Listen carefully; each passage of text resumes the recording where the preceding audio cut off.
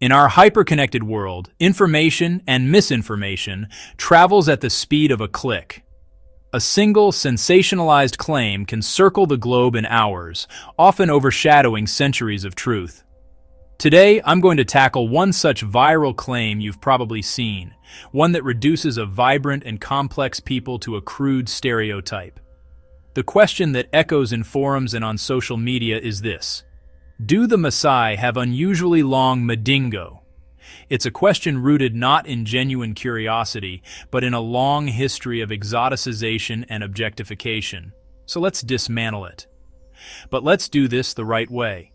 Not by giving the rumor more oxygen, but by replacing it with a deep and respectful understanding of the culture it misrepresents.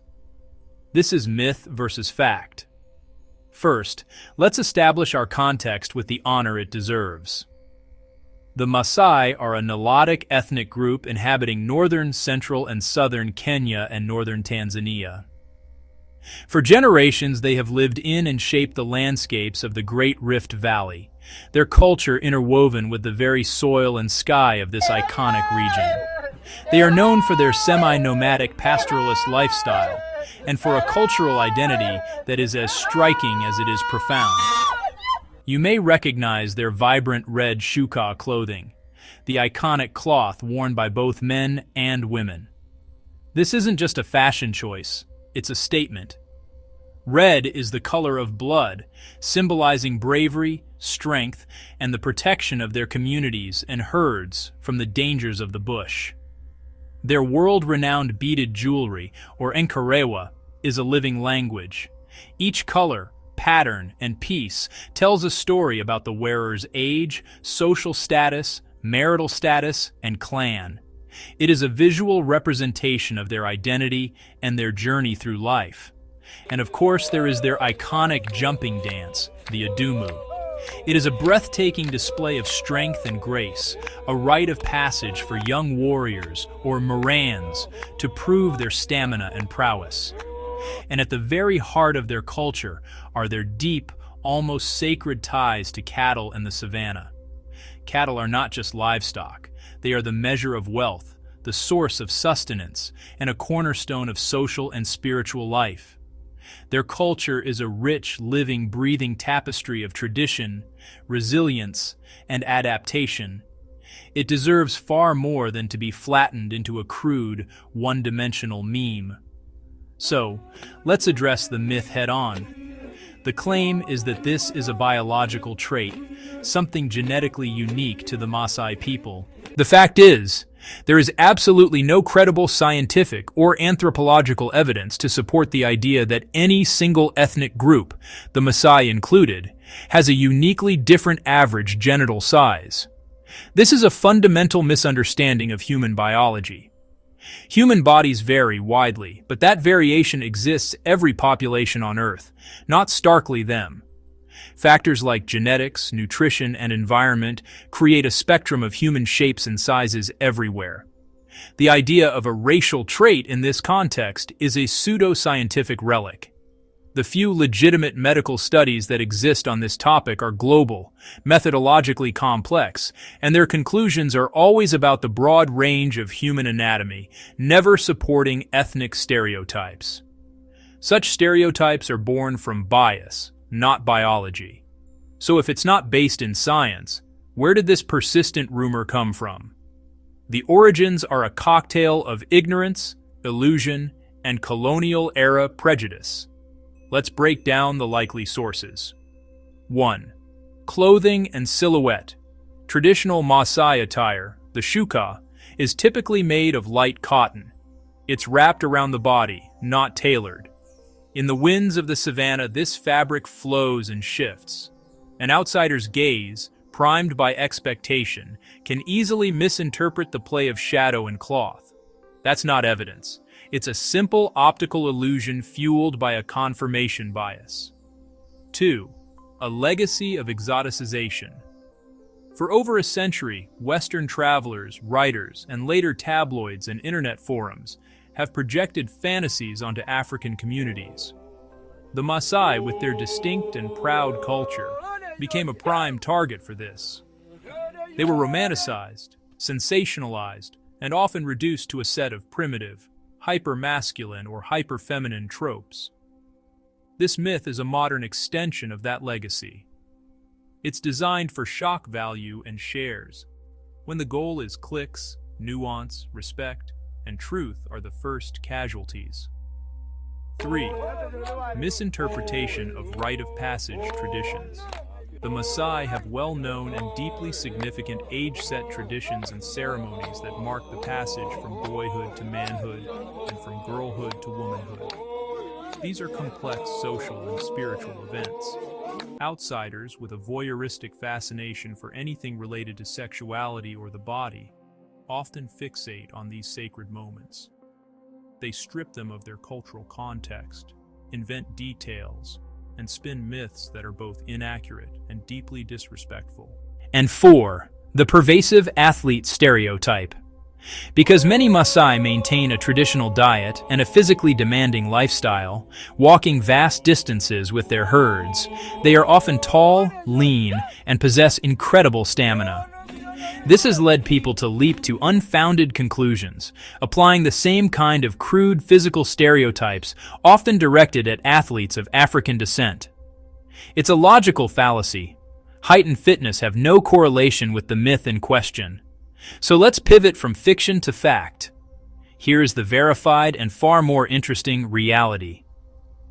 Genital size is a matter of individual human biology, not a cultural or ethnic trait. It is as irrelevant to defining the Maasai people as their shoe size or their hair color. No peer-reviewed research isolates the Maasai or any other ethnic group as a biological outlier. To suggest otherwise is to perpetuate a harmful and unscientific narrative. These stereotypes are dehumanizing. They reduce people to body parts, fuel racial bias, and distract from the conversations that actually matter. So what is actually worth talking about? The music that carries history in its melodies, the profound relationship with the land, the intricate social fabric of their lives. Let's truly picture it. Picture the early morning on the savannah. The air is cool and crisp. The first sound you hear is the gentle, rhythmic clanking of cattle bells as the herds begin to stir. This is followed by the sound of low chants, a polyphonic harmony that seems to rise from the earth itself, a morning prayer and a call to the cattle. And then you see it. The first rays of sun hitting the brilliant red of the shukas as herders, staff in hand, begin to guide their precious animals out to pasture for the day. This is the real rhythm of Maasai life. Think about the Adamu, that famous vertical jump. It's not just a dance for tourists. It's a competitive display where young men, with feet held tightly together and bodies kept narrow and straight, rise into the air in a graceful, powerful rhythm set by the song of their peers. The higher the jump, the greater the warrior's appeal and prestige. It's a ritual that builds physical stamina, demonstrates grace, and forges powerful bonds within the age set. It builds community. And the beadwork tells entire stories through its intricate color code. Red, as we know, is for bravery and blood, but it also represents unity. White is the color of milk, a sacred food, and therefore symbolizes purity, health, and peace. Green represents the land after the rains, a symbol of nourishment, prosperity, and the hope for sustained life. Blue symbolizes the sky, the source of that life-giving rain. Each piece is a prayer and a history. When you have the privilege of spending time in Maasai country, you see how everything is interconnected. The rhythm of the song connects to the movement of the dance.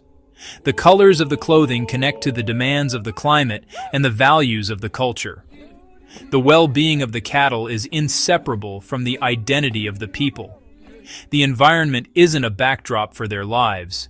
It is a living, breathing partner in their existence, a force to be respected, understood, and worked with. And the hospitality? It is genuine and profound. Guests are welcomed with warmth and generosity, but this welcome comes with an unspoken expectation that you will show respect for their traditions, their elders, and their way of life. So, The next time you hear someone claim that the Maasai have long Madingo, I want you to remember what you've learned today. That's not a fact. It's a tired colonial-era stereotype designed to objectify and other a proud people. Instead, let's learn to ask better, more meaningful questions. Ask, how do the age-set systems create social cohesion and responsibility throughout a person's life? Ask, what is the intricate role of cattle not just as economic wealth, but as a tool for social bonding, for dowries, and for resolving disputes? Ask, how is climate change impacting the seasonal rains and reshaping the ancient patterns of pastoral life, forcing new strategies for survival? Respect always beats rumor. Genuine curiosity always beats mindless clicks. Let's choose to celebrate what is actually true and remarkable. A resilient people with a powerful musical heritage, a striking and meaningful artistic style, and a deep, sophisticated knowledge of the land they call home. If you learned something valuable today, don't just keep it to yourself. Share this video to correct the myth, and more importantly, seek out and amplify the voices of Maasai writers, guides, conservationists, and community leaders themselves. Listen to them. Thanks for watching. Before you go, please subscribe, like, and share to spread respectful stories and real knowledge. Your support helps more people learn the truth.